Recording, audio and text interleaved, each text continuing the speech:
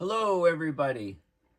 My name is Beckwith, Paul Beckwith, and what I want to talk about in this video is a Nature uh, article and PDF has just come out in the last couple of days talking about U.S. science in 2025, what happened to the funding for U.S. science, federal funding, and what's on the table for 2026. And it's a very well done, thoughtful, put together presentation just showing exactly what has been happening with science in the United States of America. And you might be surprised at some of the things that you learn here. All the links are in the description. So this is the article, Nature, U.S. Science After a Year of Trump. So let's look at what's been happening. This was published January 20th, 2026. So more than 7,800 research grants have been terminated or frozen. That's about 25,000 scientists and personnel that have been working in agencies that oversee the research and the grants are gone, lost their jobs. Proposed budget cuts are 35% or 32 US billion dollars. So the present US administration has been very busy at firing scientists in all different fields and aspects. So definite disruptions to US science are ongoing. US research and development is being reshaped and substantially scaled back and restricted. The type of science the subjects studied have been restricted and scaled back. Basically, what the country does is changing. And what their plan is for the second presidential year, the second year of Trump's second presidency, the graphics show it all. So basically, in February of this year, so shortly after the new government came in, officials began terminating already funded grants at the National Institutes of Health, and in February, and then later on at the National Science Foundation. Those are two of the largest public supporters of scientific research in the United States. So there were a total of 5,844 National Institute of Health grants and 1,996 National Science Foundation grants that were canceled or suspended, right? Unprecedented move. And grants were terminated that had already been, projects that had already been funded saw their money just pulled away, and that's what's unprecedented. Normally when new government comes in, the projects previously granted continue and they determine what's going to happen with new grants. But they just took a baseball bat to existing grants. Administration disproportionately canceled or froze projects on topics it disfavors. So they canceled research on misinformation, on vaccines and vaccine hesitancy. A lot of infectious disease funding disappeared, and research on people from underrepresented ethnic and gender groups. So over the course of 2025, more than 7,800 grants were canceled or suspended. So there's a graphic here, and there's all these different blocks. The larger the block, the bigger the budget. So they tried to depict that. So this, for example, New York was orange. So New York State had the most canceled or frozen grants, about 1,500. The majority of those were from Columbia University. Guess where James Hansen is based. Okay, some of the largest grants are for clinical trials, cancer centers and infrastructure, And they basically run over many years generally. So if a grant is canceled for a program that's already been underway for several years, you basically lose the whole project. So it has lots of repercussions. The National Institute of Health terminated or froze 5,843 research grants. Total for the NSF was 1996. So the yellow ones were the National Institute of Health, and the blue ones were the National Science Foundation. Of the grants that were terminated or frozen, more than 800 were related to infectious diseases, orange. So we're going to know a lot less about infectious diseases in the U.S., things like COVID. Courts have ordered that thousands of the grants that were chopped be reinstated. Some universities have settled with the government to unfreeze funding, but it's unclear how many scientists have received those funds. Okay, so there's a lot we don't know. Roughly 2,600 grants have not been reinstated or unfrozen, black. That's 1.4 billion of unspent funding. So the number of new grants issued, so those are existing grants that have been chopped, right? They were previously awarded and being chopped. The number of new grants being issued is much lower. That number has been substantially reduced at both the National Science Foundation and National Institute of Health. So fewer researchers are getting money. So this is the National Science Foundation, 2015 to now, number of new funded grants in thousands. It was sort of pretty stable, dropping slightly, and then big drop in 2025 and huge drops planned for 2026. Okay, at this rate, there'll be nothing left at the end of the present 4-year administration. Literally, it's heading down. Nothing left. Well, something, but very little. In 2025, the total number of new grants funded by the NSF dropped by 25% relative to the average of the previous 10 years. In part, this resulted from uncertainty about future funding, the agency's decision to provide multi-year funding, in which a project's budget is awarded all at once rather than year by year. And this is the National Science Foundation, and then this is the National Institute of Health, following very close, similar trajectory. This is a number of new funded grants. Again, another plot. So, 24% fewer grants in 2025 for the National Institute of Health compared to the average of the previous 10 years. After delays early in the year, reduced staff levels, the agency raced to award grants by the end of the fiscal year. And they did this by providing multi-year funding to a smaller number of new grant applications than usual. So they sharply reduced the number of scientists that received support, money for their research. Squeezing the pipeline for new scientists. So during the 2025-2026 academic year, new international student enrollment at U.S. universities fell markedly. So there's the Institute of International Education, IIE, a nonprofit in New York. They released data based on a subset of universities. They saw a 17% decline from 2024 to 25.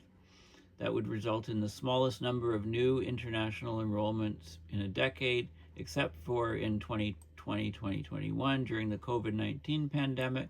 Right, of course, it dropped off a cliff then, and here's where we are. It recovered to the normal levels, and here's where we are in 2025 and projected for 2026. So big drop off. And it's not uniform. 60% of colleges and universities saw decreases in foreign students. 40% had stable or increasing numbers. So there's some universities that are favored. For those that declined, 96% cited visa application concerns. So, when students are really concerned about getting their visas and their applications and being kicked out or whatever later, it really takes away motivation and incentive for people to go to the US and study, which hurts the country and science. Gutting government science agencies. So in total, federal science agencies lost about 20% of their staff in 2025, a fifth of their staff relative to the previous years, after modest increases.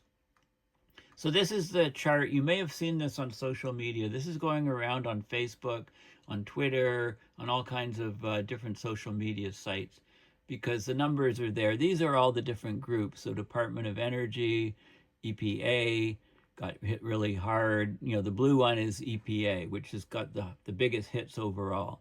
And then green looks like the Food and Drug Administration. Who needs to make sure food is safe to eat, right? Department of Energy is here, pink, I believe. There's a National Institute of Health and National Science Foundation are here, I believe. And then we have, it looks like orange, National Institute of Standards and Technology. And it looks like a purplish, or this one, Centers for Disease Control and Prevention. You can see the drops. This is 24, 25. These are the drops already experienced. This is agency staff levels. The change from the previous year is a percentage. So we're down, if this is a baseline here, we're down mostly between 15 and 25% reduction of staff. The mean in the federal government is about 20%, and that's just happened already. What are we projecting for this year? What are the numbers going to be for this year? I think the budget's still being debated right now. Okay, so the EPA and NASA are the hardest hit. Both have been targets of the Trump administration attacks on climate science. FDA also lost more than 20% of its staff. Okay, and then they show the different agencies here. So EPA there, NASA, and then FDA and NIH, and so on. Some of the employees were fired during mass layoffs in early 2025, but most left voluntarily in a program that offered incentives for federal workers to resign. Across the science agencies, there was an exodus of more than 25,000 people, many of whom were at early career stages. So this isn't just, this is it has long-term implications to science in the U.S. Remaining staff members say they struggle to keep up with the workload, which includes approving research grants. So what's going on in the present budget? What's in the works for 2026? So in its proposed budget for 2026 fiscal year, the administration is requesting historic cuts of 35% to the budget for our research and development not related to defense. The final funding levels will be determined through spending bills passed by the House of Representatives and the Senate in an ongoing process. So this is the non-defense research and development budget in U.S. billions of dollars from about 1975 to present day, and you can see, what's being proposed is a massive cut, bringing us down, to about 2007 levels or so. Massive cut. It has grown a lot in the last number of years, so massive cut. After adjusting for inflation, the proposed decrease in funding for non-defense research would be unprecedented over the past 50 years, half century. It would reduce spending to 1991 levels, and that's shown clearly in this diagram. This is adjusted for inflation, non-defense research and development, and you can see that the proposals here would bring us back to about 1991 or so, it says. But in enacted spending bills, lawmakers in both the Senate and the House of Representatives have so far rejected the most drastic budget cuts for many of the core science agencies. Policy experts hope that Congress will continue its long-standing support for science agencies when it finalizes the 2026 budget in the coming weeks. So we'll see. So watch closely and see what happened. The administration shocked the science community when it proposed slashing more than 18 billion, or around 40% of the total, from the budget of the National Institutes of Health. That's the largest funder of biomedical research in the world. So this is 2025 levels, which are already down from previous. And then this is a proposal, a 40% cut.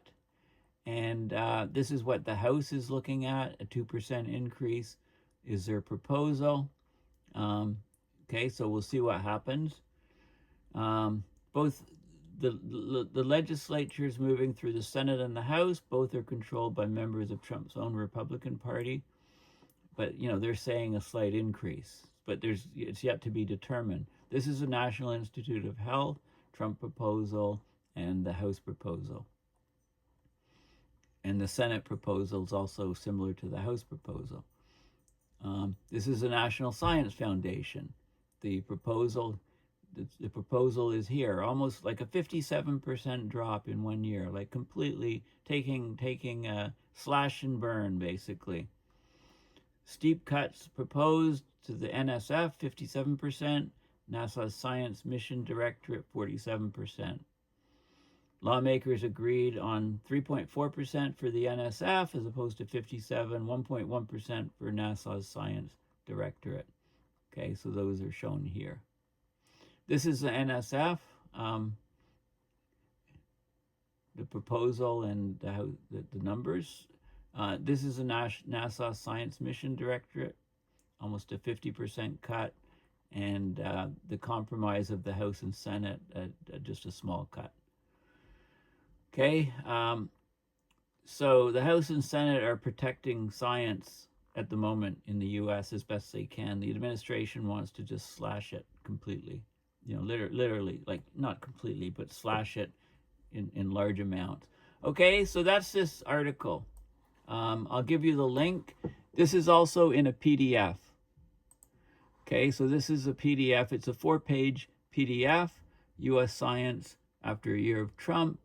And it has all these plots and explains the blocks and what's happening of these and what the courts are ordering and the grant reductions at the NSF and NIH and squeezing the pipeline for new scientists. And this is the plot that's going around on social media telling it all. So the EPA down here, FDA here, NASA's down here as well. And but you know, the plot that I showed you in the presentation is more detailed, and then after adjusting for inflation, the non-defense research cuts would be unprecedented over the past half century and would reduce spending to 1991 levels.